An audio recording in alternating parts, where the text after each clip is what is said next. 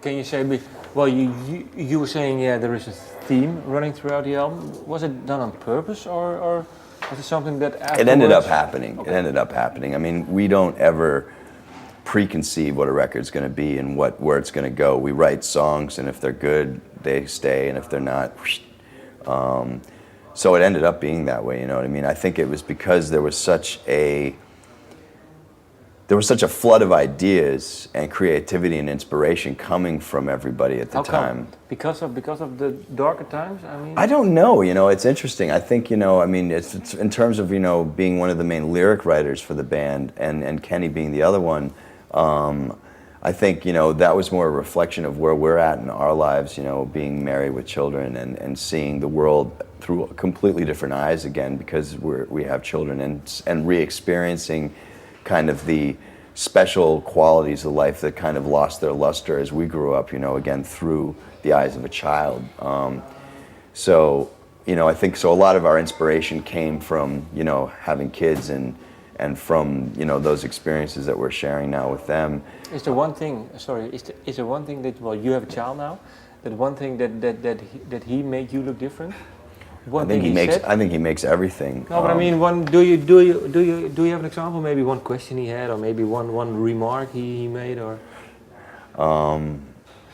I mean, he says the damnedest things, and kids do say the damnedest things. You know what I mean? I can't really think of one thing that, you know, he made me.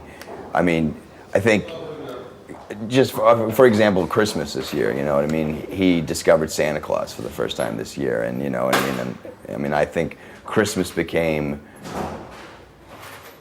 like something I really didn't care that much about, like pretty much soon after I got out of playing with toys, you know what I mean? It was just became like, oh, you know, Christmas, it's not, you know, I mean, and Christmas shouldn't be about the presents anyways, they say, but it ends up being about the presents, yeah.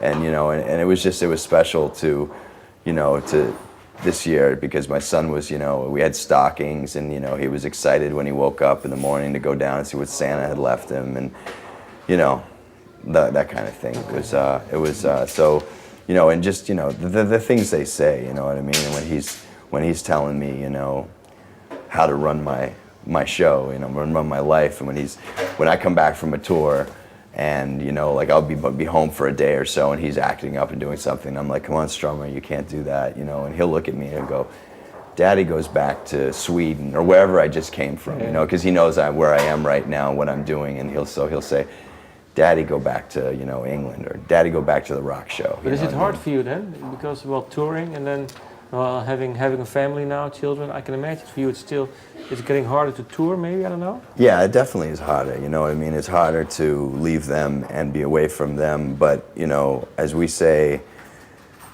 it's easier in some ways in terms of how we have it because the average working class guy or woman has to leave the family every day, go to work, come home, they're tired.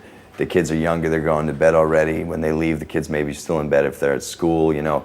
There's still very little time spent with the family except for maybe on holidays and stuff. So when I go off on a tour for a month, then I'm back for a long time and I get to spend, that time with my family, you know what I mean, 24/7. So it kind of, you know, it's like having your cake and eat it too. You know, when I'm gone, but when I'm home, you know what I mean? And, you know, everybody kind of understands that, you know.